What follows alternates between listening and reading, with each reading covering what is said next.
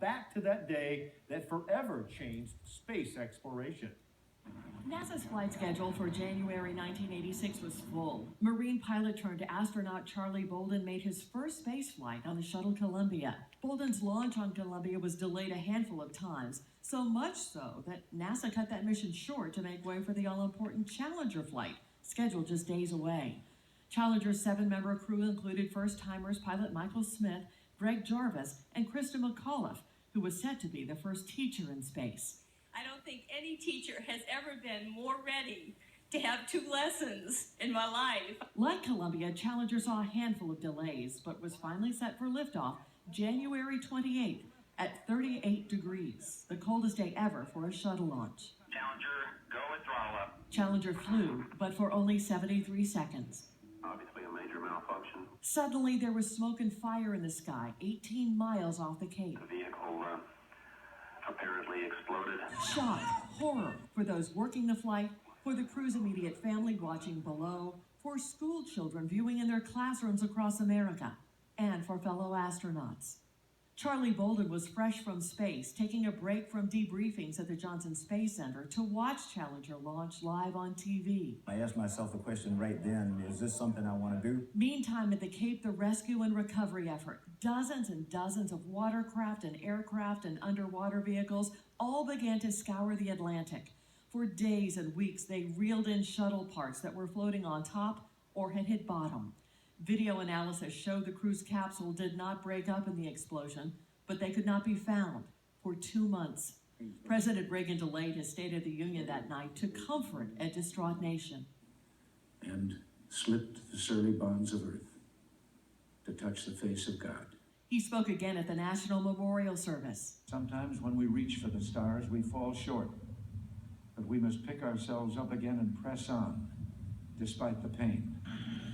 Fingers started to point to Huntsville's Marshall Space Flight Center immediately. It's a difficult time after such a tragic event that the people here in Marshall are going through. Was it too cold to fly that day? Were there pre-flight communication issues? What were those puffs of dark smoke coming from the Wright solid rocket booster? A presidential investigative team, the Rogers Commission, led by former Secretary of State William Rogers, began to look for answers at Marshall. We had a failure. I never thought we'd have a failure. So there's something that was done wrong, and I don't know what that was. It was cold, too cold we know now, and there were major communication issues between NASA Marshall and solid rocket booster contractor Morton Thiokol on the icy weather's potential impact on safety and vehicle performance. The O-rings that seal the booster segments together had not been tested below 53 degrees. I would have been concerned if Thiokol had come in and said, we don't think you should launch because we've got bad weather. But that's what they did, of course, first. That's exactly what they did. You didn't know that? And going through the rigorous flight readiness review process that we did through all levels of NASA, we concluded that we had a safe situation to fly with. There are just hundreds of decisions that have to be made every day in preparing for a launch and in executing a launch. And it's impossible for all of those to come to the top. I was satisfied on the 27th, and I was satisfied at liftoff on the 28th that the proper data had been considered and proper decisions and conclusions reached. And in retrospect, I still believe that to be the case. They were caught by surprise. Post-explosion, J.R. Thompson led the technical team for the Rogers Commission investigating the disaster. We all got our bell rung.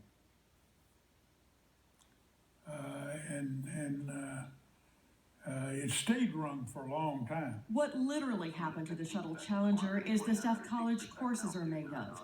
The Rogers Commission technically blamed the Challenger disaster on the shuttle booster's O-rings, but collaterally found NASA's decision-making process was flawed and had an overpressured flight schedule. J.R. Thompson was hired back to lead Marshall to implement sweeping changes. We had to make sure we not only fixed the problem, but with belt and suspenders, we fixed the problem, and I think we did. Astronauts in management positions, seen back in the 60s and 70s, were resurrected. Future NASA Administrator Charlie Bolden was reassigned to Marshall to help get America flying again safely. People were a little bit down. It focused everybody, it woke everybody up and said, hey, you know, this stuff we do is risky. And we're not as smart as we think we are, so we better get on it. And get on it they did, but it would take much work and almost 3 years before a shuttle would soar again.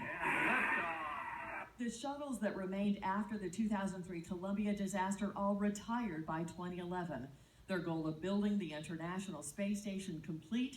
Since then, no astronauts have launched from U.S. soil into low Earth orbit. Is this something I want to do?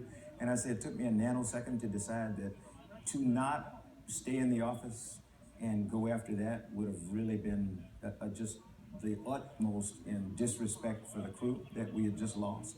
Going to Mars, that's the greatest tribute that we can pay to get us as far out in the solar system as humanly possible. And perhaps the biggest lesson learned from Challenger? We constantly tell people, you know, we have to stay hungry, which means we cannot ever believe that we got it all figured out.